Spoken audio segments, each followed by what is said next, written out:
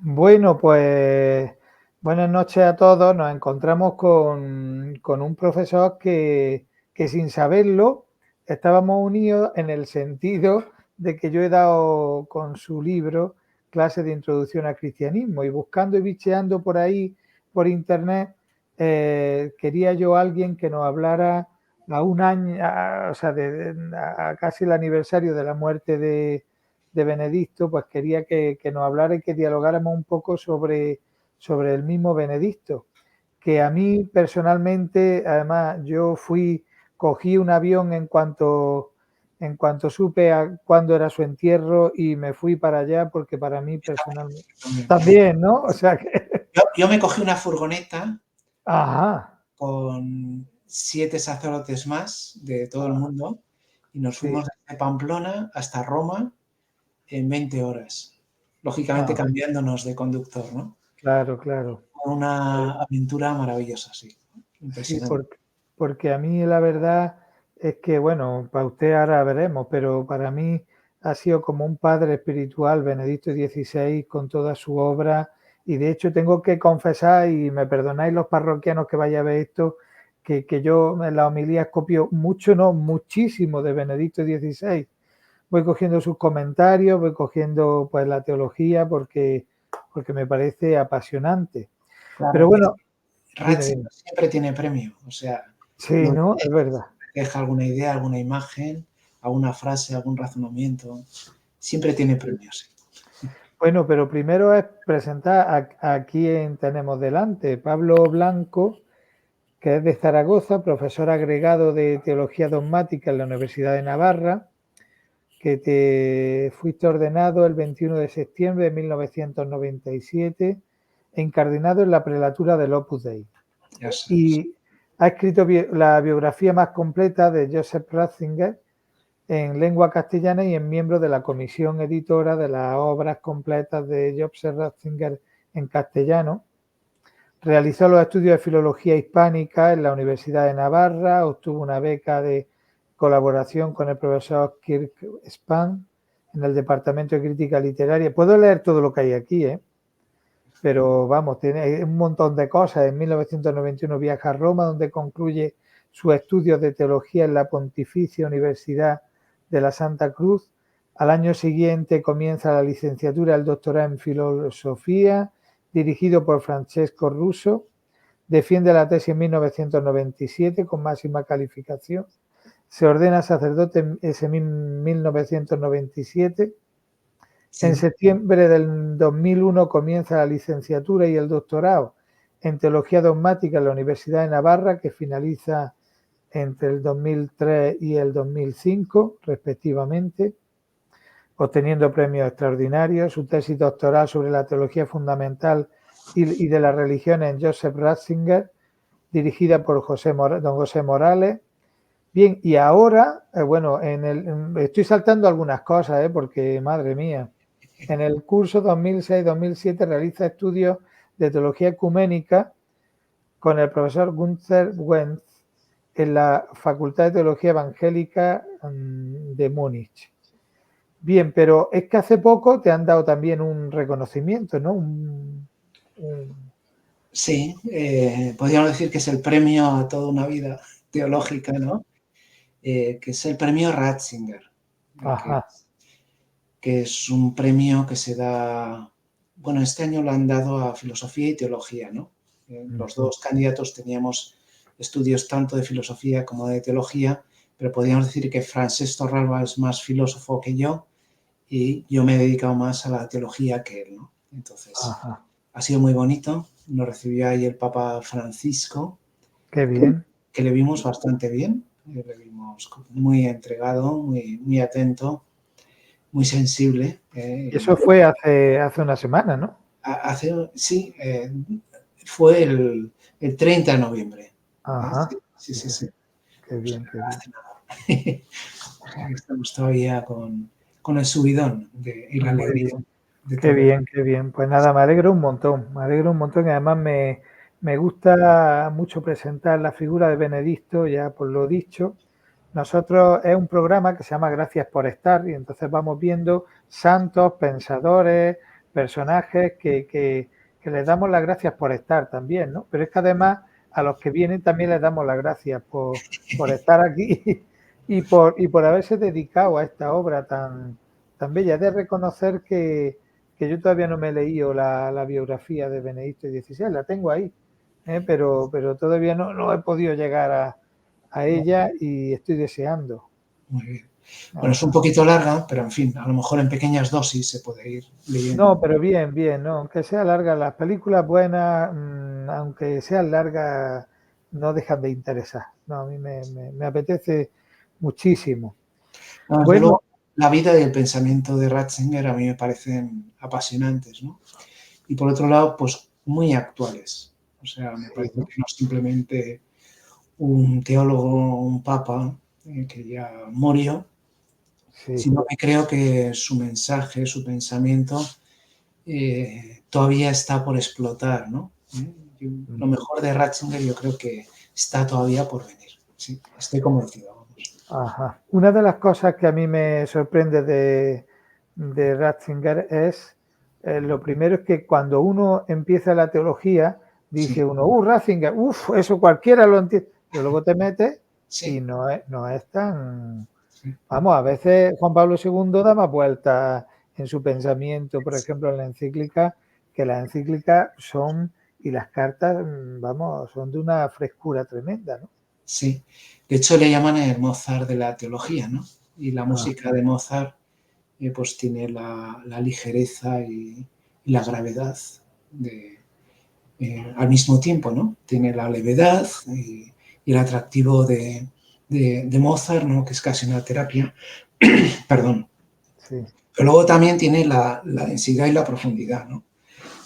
Entonces me parece a mí que el pensamiento de Ratzinger, por un lado es fácil, porque sabe hacer fácil lo difícil, pero por otro lado lo que decíamos antes, ¿no? Que siempre tiene premio, siempre te deja una frase, una reflexión, un razonamiento, una imagen que puedes tú reciclar y aprovechar, como hacemos todos, claro. Me ha gustado mucho eso de que siempre tiene premio, porque es verdad. Yo me voy preparando la homilía desde el domingo por la noche Sí. hasta el sábado siguiente, todos los días, voy viendo distintos comentarios y tal, y cuando Como de lo hacen los pronto, párrocos, sí. ¿Cómo? Los párrocos, sí. Sí, sí, el pan hay que darlo a los hijos. Lo cuenta Ratzinger también, él lo hacía también.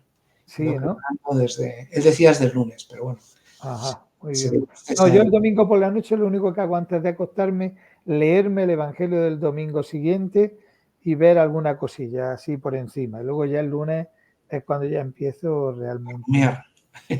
Y hay una cosa que, eso de que siempre tiene premio, da una idea original o algo que lo hace súper simple, Sí, profundamente simple, algo que tú estás dándole vueltas, ¿no? sí. Tiene esa Ay, capacidad de vamos, análisis y de sí, diagnóstico y sí, él conoce los problemas en profundidad, ¿no? Pero luego no complica los problemas, ¿no? Hay gente sí, que le vas a consultar una cosa y te complica todavía más la situación, ¿no? sí, Ratzinger sí, tiene esa capacidad de diagnóstico, esa lucidez de decir, bueno, la solución podría ir por aquí, ¿no? ya. Entonces, en ese sentido, bueno, yo creo que es una suerte poderle conocer, sí. Sí, estupendo. Y bueno, pues comenzar por el principio, ¿no? Él tuvo una infancia un poco difícil con todo el tema del nazismo y de Sí, tal, ¿no? Y su familia, la verdad es que yo creo que vivió toda su fe en la familia, ¿no? sí. Porque Efectivamente, el nazismo fue un trauma para él y su refugio fue en primer lugar la familia. Su padre era un decidido antinazi que era gendarme y de hecho se prejubiló también por motivos, digamos, políticos, por discrepancias con el régimen nacionalsocialista, ¿no? Y su madre, que tenía un carácter muy distinto, era como mucho más alegre, era de Tirol del Sur, eh, también se atrevía a contar chistes de contra Hitler en ajá, los alrededores, lo cual era un acto bastante expuesto, ¿no? sí, sí, sí. De hecho, nos ha llegado un chiste, que es un chiste alemán, yo lo cuento a ver si alguien le hace gracia, ¿no? Pero el chiste es el siguiente. Va Hitler a una tienda a comprar una alfombra y entonces el vendedor le dice, ¿se la envuelvo o se la come aquí mismo, se la come aquí mismo. El chiste Un chiste alemán, ¿no? Así.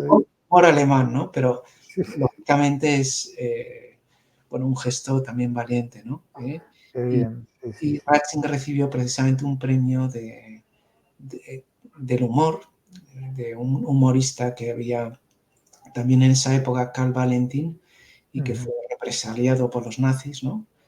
También por el sentido del humor que él tiene, ¿no? O sea, Ajá. Ratzinger también tiene un fino sentido de la ironía él dice, Dios es humor, no solo es amor, sino Dios tiene un agudo sentido del humor, ¿no? Y Ah, es qué bien. importante la alegría de la vida cristiana, ¿no? Y Sí. él sobre esto ha escrito y ha hablado mucho, ¿no? Sí, Ajá. De hecho, en esa época, ¿no? Él considera que fue salvado por la Virgen, por esconderse detrás de una puerta allí en un sí. momento en el que vinieran a buscarlo, ¿no? Posiblemente la Virgen estaría también cuidándole. Hay también una anécdota de cuando él estaba, claro, el régimen nazi hacía una leva obligatoria y él tuvo que ir como Flakhelfer, que es como ayudante de batería antiaérea, ¿no? Y entonces después estuvo en un campo de trabajo y cuenta como una noche a las 2 de la mañana les despertó un oficial de las SS y les empezó a increpar, ¿no? Y entonces, con la idea un poco de conseguir también, pues, gente que fuera a las SS, ¿no? Y, y entonces iba preguntando y entonces se dirigió a Ratzinger, ¿y tú qué quieres ser? Y entonces Ratzinger, con gran tranquilidad, él era un tipo así endeble, ¿no? Delgadito, o sea, totalmente insignificante, dijo, yo quiero ser párroco en una iglesia, en una parroquia. Y entonces, pues lógicamente, el oficial le llenó de improperios y le dejó a la altura del betún, pero me cuentan los que estaban ahí que algunos que estaban también pensando la vocación, aquel ejemplo les ayudó, ¿no? Les ayudó también a ellos a ser fuertes, ¿no? Y digamos que lo que podía haber sido una excusa para perder la vocación, fíjate, o sea, es decir, Claro, una guerra mundial, ¿no? Con todas las atrocidades y las barbaridades que hubo, para él fue lo contrario, fue una oportunidad, una ocasión para decir, bueno, ahora que Alemania está así, ahora que hemos hecho este daño a todo el mundo, yo me tengo que hacer sacerdote, ¿no? Aunque no fue una decisión así repentina, ¿no? O sea, él dice cómo se fue poco a poco zambullendo en ese océano de amor de Dios. Como poco a poco fue descubriendo su vocación, ¿no? Y bueno, y es una vocación normal, también con dificultades, ¿no? Él cuenta cómo después de la guerra, cuando ya estaba estudiando en Fürstenried, que es una localidad muy cerca de Múnich, bueno, pues ahí también había pues otros estudiantes y otras estudiantes, ¿no? Y entonces, pues ahí tiene él una crisis de vocación, ¿no? Pues se enamoraría o lo que fuera, ¿no? Y entonces él dice que eso lo resolvió pues donde se tiene que resolver, que era en la capilla, en los ratos de oración, ¿no? O sea, una vocación muy normal. qué bien, qué bien. No, a mí me gusta de verdad porque tiene una normalidad de todo. Es que te sientes identificado viendo la diferencia y la grandeza que tiene en muchas cosas. Al final te sientes identificado porque una cosa, o sea, son situaciones en las que, ya digo, lo habla de tan andar por casa que al final te sientes como él, ¿no? Pues sí, la verdad es como un ejemplo cercano, ¿no? No es uno de estos. Y además, él mismo en su forma de ser era como muy sencillo, muy humilde. Yo tuve la ocasión de encontrarme con él en una ocasión Ajá, qué bien. y me llamó la atención su sencillez, ¿no? Porque en esa ocasión yo estaba organizando un evento y había llegado ahí gente importante, pero de repente llegó él, ¿no? Entonces yo un poco esperé, ¿no?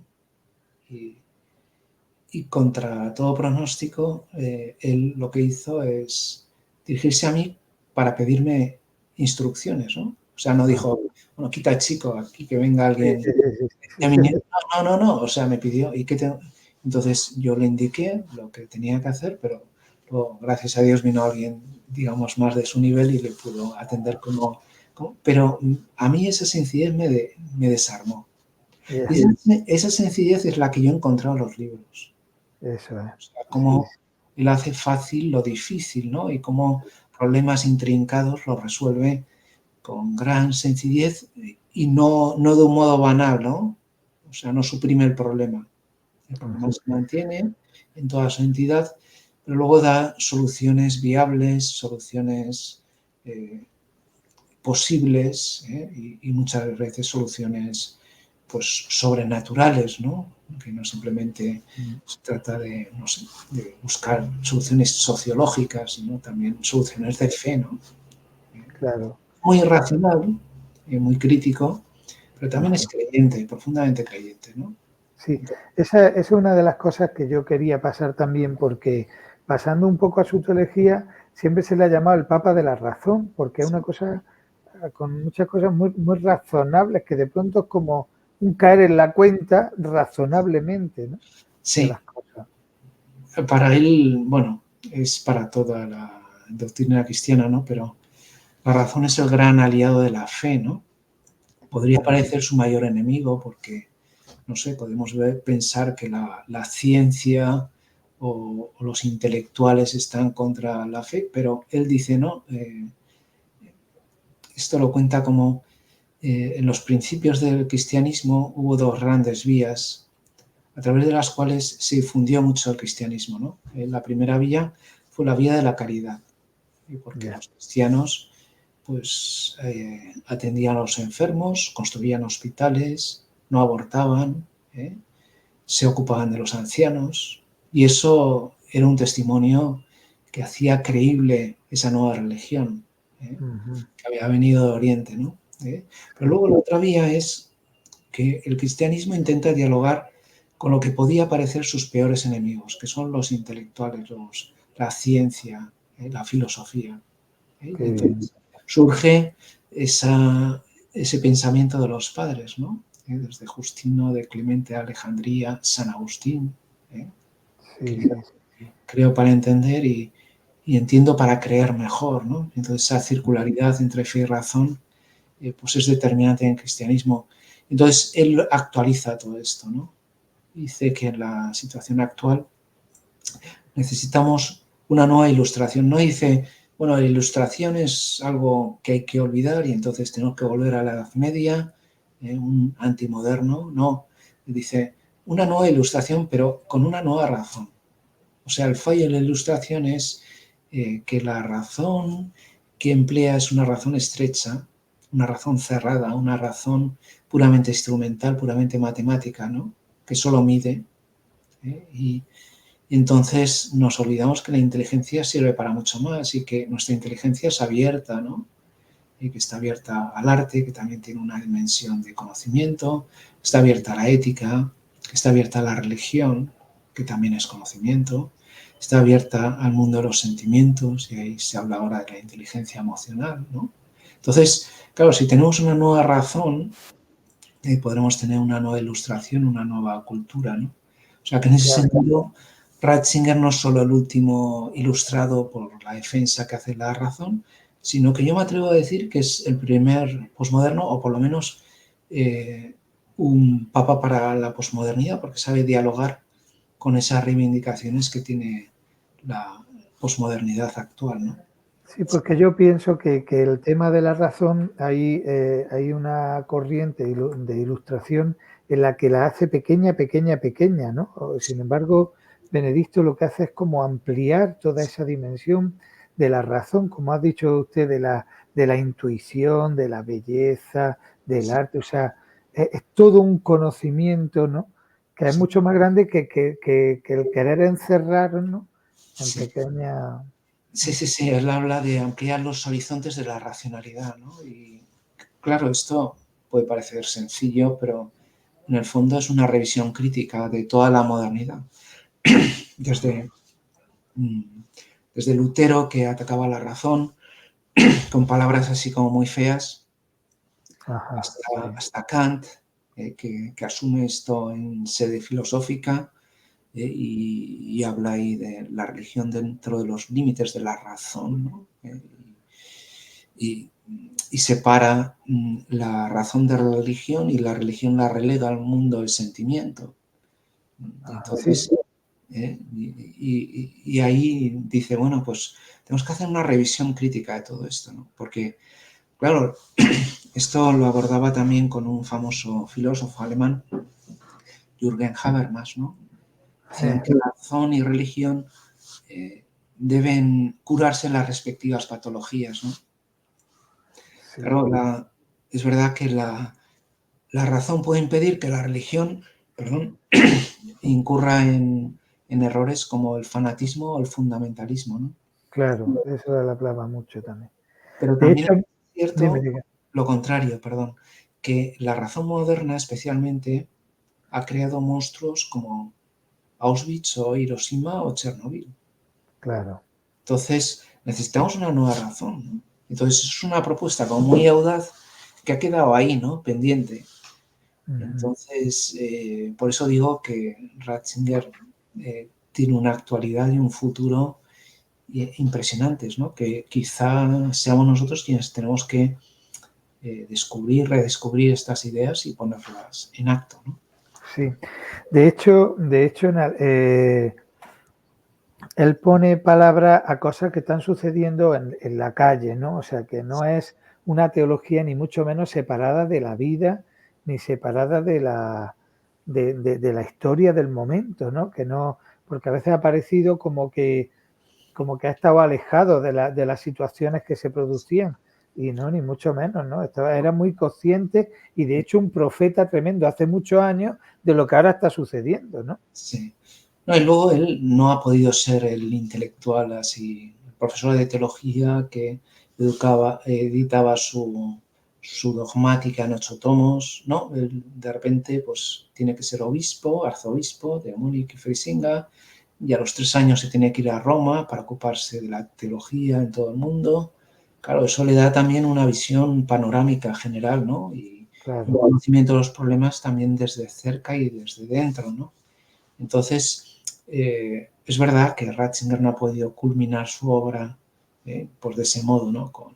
Pero su teología yo creo que también se ha enriquecido. O sea, su debilidad se transforma en fortaleza porque, claro, tiene como una teología como más real, ¿no? Más ceñida a las circunstancias concretas, ¿no? Y también con un sentido pastoral interesante, ¿no? Entonces, De hecho, una de las cosas que le iba a preguntar es sí, el sentido tan profundo que tiene Benedicto de obediencia, porque es sí, que hasta para acoger el papado, sí, dijo, es como una guillotina que me cae encima, y sin embargo entra con esa, porque no vive de una añoranza, yo quería ser profesor, no, va entrando en esa realidad cuando casi se iba a ir ya a su ciudad, ¿no? A su país. pueblo, sí, sí, Sí, efectivamente.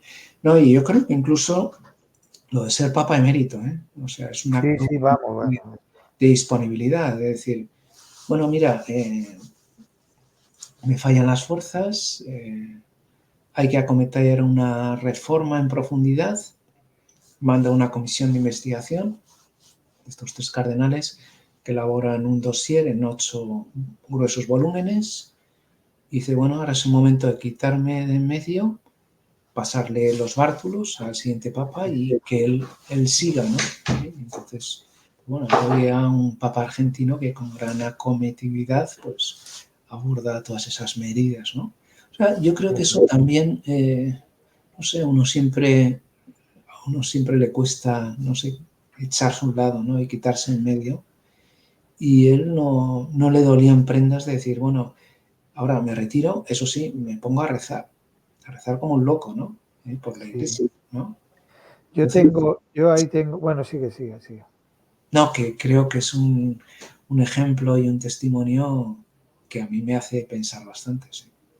Sí, yo es que ahí tengo unos sentimientos encontrados, buenos todos, no malos y buenos, sino buenos todos, porque por un lado yo tengo que reconocer que ese día cuando anunció la renuncia, por Sí, un lado bueno, a mí se me saltaban bueno, es que estuvo llorando bastante, o sea, durante un tiempo, y cada vez que lo recordaba, lloraba yo. Pero por otro lado, veía, o sea, como un profeta encarnado ahí, decir, Dios mío, chapo, es que es un hombre de Dios hasta la hora de apartarse a un lado, porque además ha sido espectacular, ¿no? Su decir, aquí me voy y me voy. Además, me acuerdo que yo fui siguiendo el helicóptero desde la tele, cómo llegaba al sitio, y yo digo, cuando llegó a Castel Gandolfo, dará un gran discurso de lo que ha sido.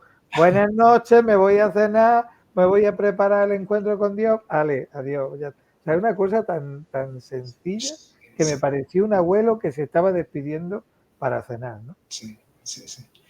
No, incluso en eso era sencillo, ¿no? O sea, y también en su acto de disposición de decir, bueno, me retiro y no me retiro, ¿no? Porque, claro, me retiro con un cometido claro que es el de rezar, ¿no? Tantas veces decimos, bueno, lo más importante de la iglesia, el motor de la iglesia es la oración, y bueno, ahí abundamos en la idea, pero claro, él lo encarna en su propia vida, de decir, bueno, pues ahora que siga otro, pero yo me quedo aquí apoyándole con mi oración, ¿no? Bueno, Efectivamente. es Sí, impresionante. por eso pienso que es un acto profético tremendo, Sí.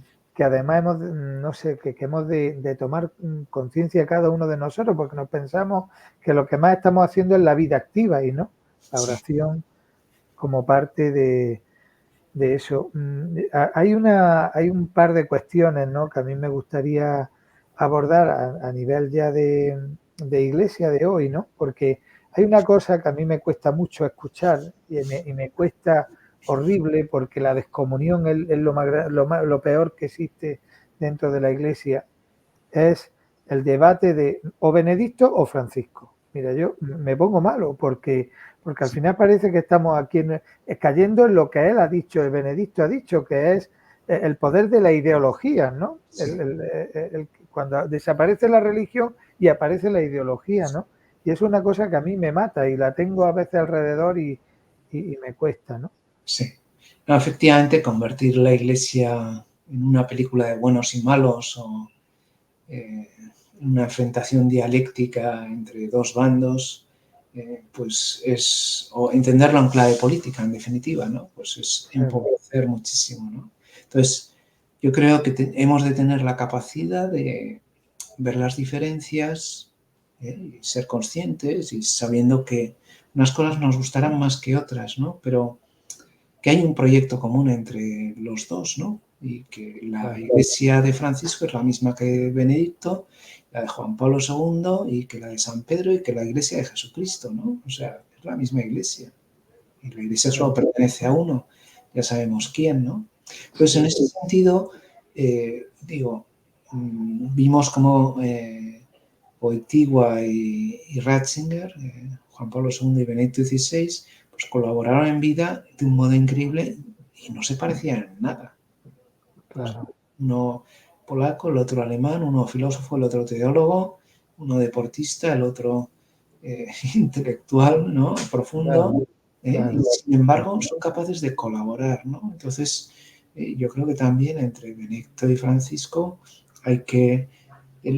Benedicto decía que Francisco era el papa de la reforma práctica. Sí. Y entonces yo veo a Benedicto como el papa de la reforma teológica o de la reforma teórica, entendiendo la reforma como una purificación, que lo dice el Vaticano II, ¿no? Lumen Gentium 8 dice, Ecclesia semper purificanda, ¿no? La iglesia tiene que purificarse siempre, ¿no? Entonces, bueno, primero hace falta que mejoremos nosotros, ¿no? Como esa anécdota de Teresa de Calcuta, ¿no? ¿Qué hay que cambiar en la iglesia? Le preguntan a Teresa de Calcuta y Teresa de Calcuta le dice al periodista, a usted y a mí, o sea, es una anécdota que cuenta el mismo Benedicto XVI cuando estuvo en Alemania, ¿no? Bueno, esa reforma interior, esa purificación interior, ¿no? Entonces, ahí parte todo, ¿no? Y entonces uno ve los dos pontificados como complementarios, ¿no? Suelo comparar con el sístole y el diástole, ¿no? El sístole consagración, de oración, de reflexión, y después un diástole de abrirse a la misión, ¿no?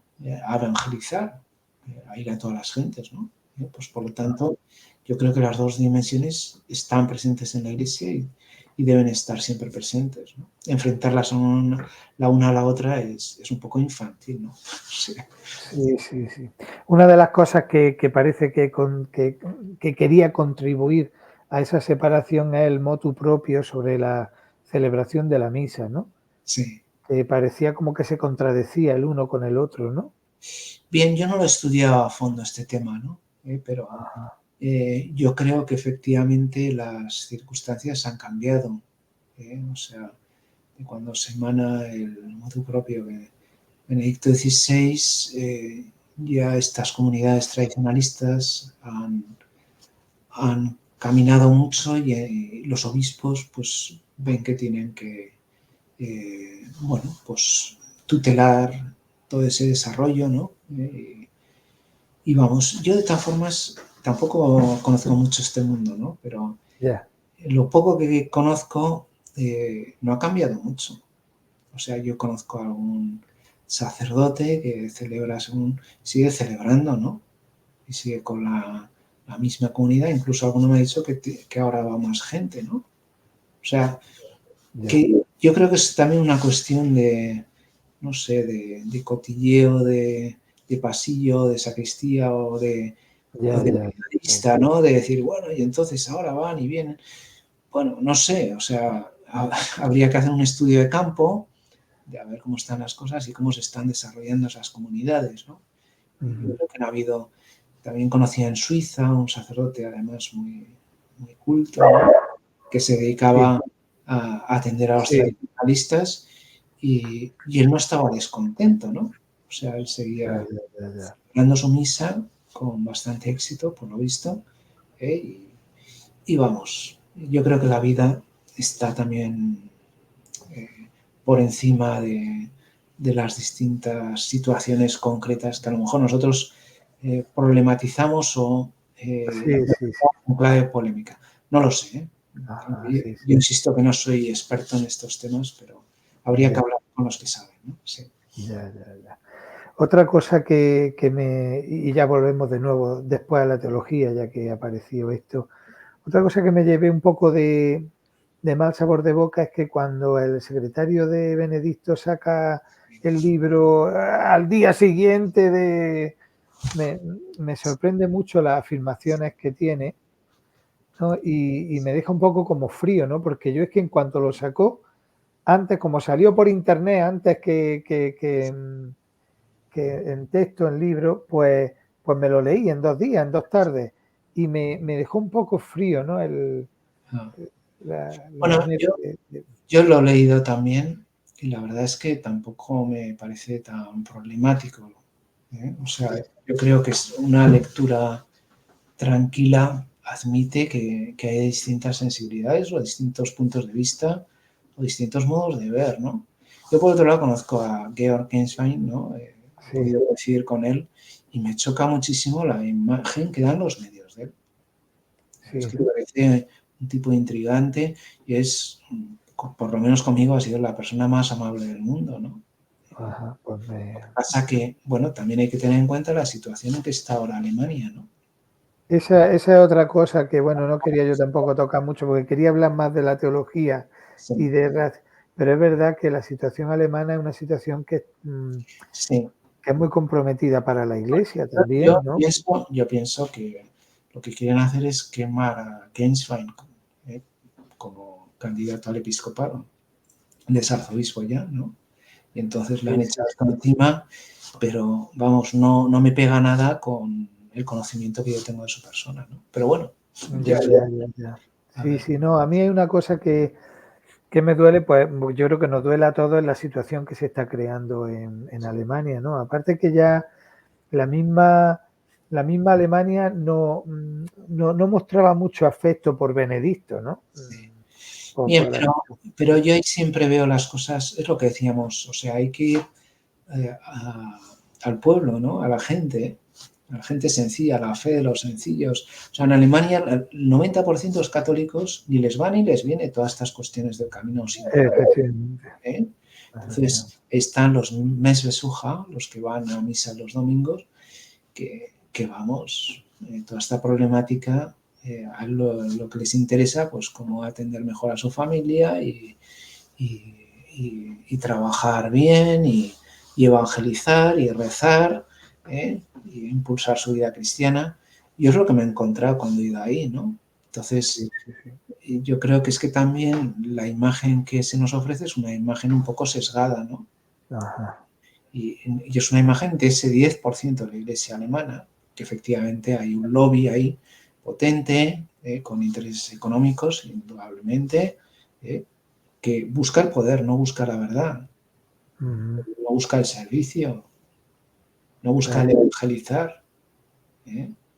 Entonces, interpretan todo en clave de poder y entonces, con todas mis disculpas, cuando en la iglesia entendemos todo en clave de poder, pues apaga y vámonos.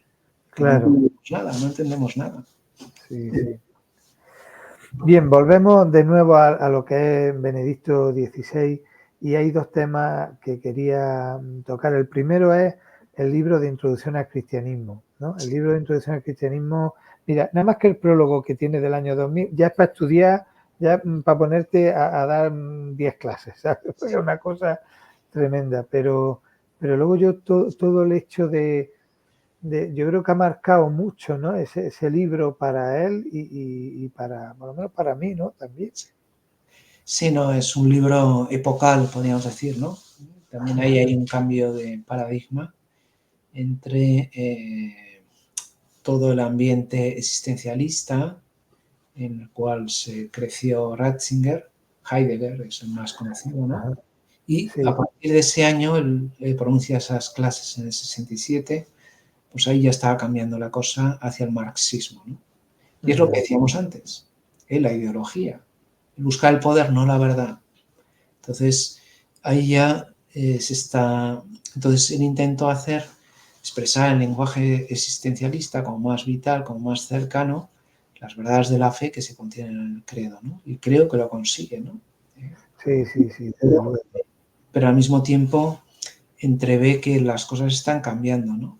Entonces, ahí es donde él se declara como un firme partidario de la verdad, ¿no? Lo que había visto en el nazismo, como la ideología nazi cancela el tema de la verdad y lo que busca es el poder y el control. Eso lo está viendo también en los años 60 y 70 con el marxismo, ¿no? Entonces, no se trata de interpretar esto en clave política, ¿no?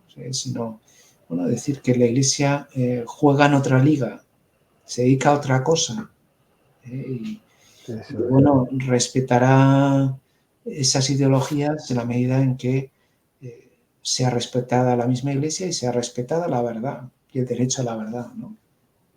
Entonces, en ese libro es efectivamente también un punto de inflexión, pero no tanto por un acto deliberado de él, sino porque se dan cuenta de que está cambiando la cultura y la sociedad, ¿no? Entonces, el marxismo ya juega con otras reglas de juego, digamos, ¿no? Entonces, él quiere retomar este tema de la verdad, que para él está inseparablemente unida al amor, Sí, efectivamente. y por eso retoma el credo, las verdades fundamentales de la fe. Sí. La última parte de la iglesia es más cortita, más pequeñita. Sí. Muy bien, y por último, una última cosilla que no te quiero entretener, no le quiero entretener más, el tema del Papa, y le llaman también el Papa de la homilía, ¿no? Sí. Es Porque que sí.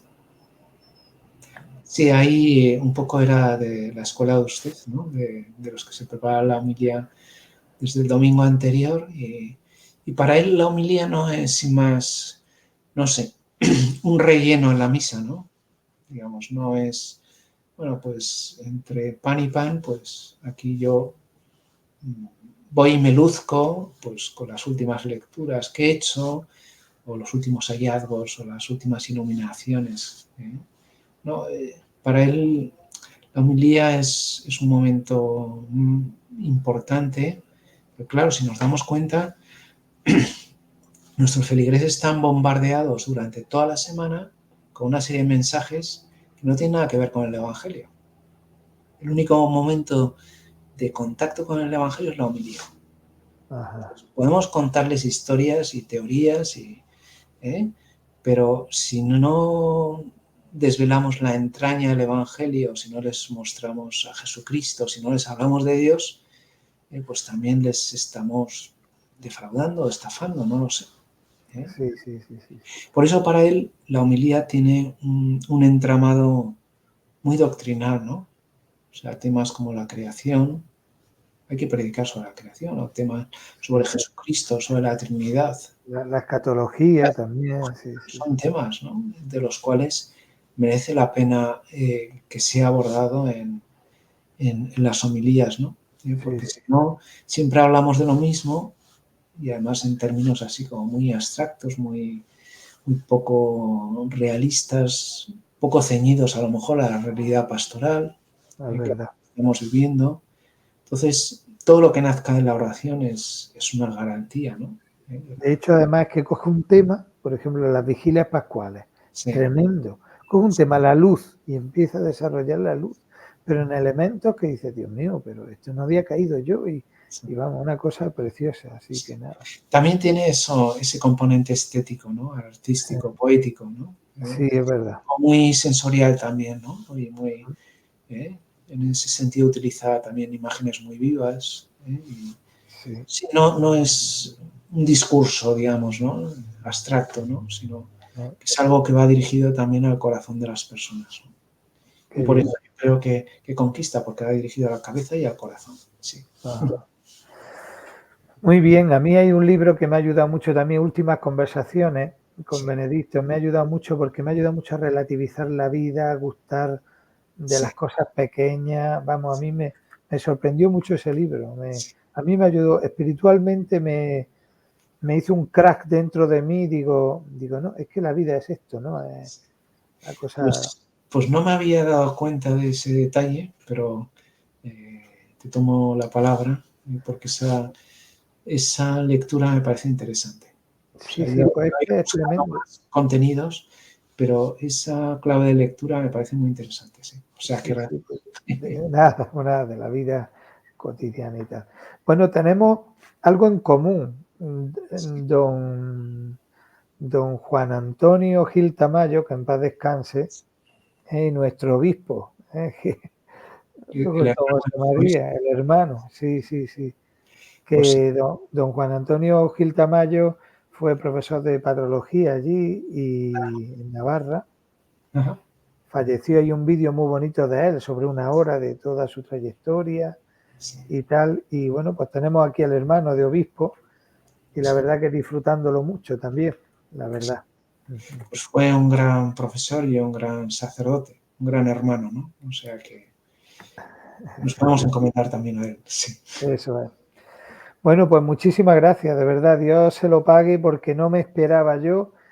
Cuando lo vi en internet digo, anda, pero si con este he dado yo introducción al cristianismo, pero si este hombre, y cuando me contestaste me parecía, digo, ¿será verdad? Y bueno, pues ha sido un regalo el estar en conversación con usted durante este tiempo. Y muchísimas gracias. Que Dios se lo pague. Pues muchísimas gracias a ustedes y encantado de haber compartido estos momentos por ustedes. Vale, pues nada, pues Dios le bendiga. Bueno, Vale. hasta luego, gracias. Hasta Hasta luego. luego. Adiós.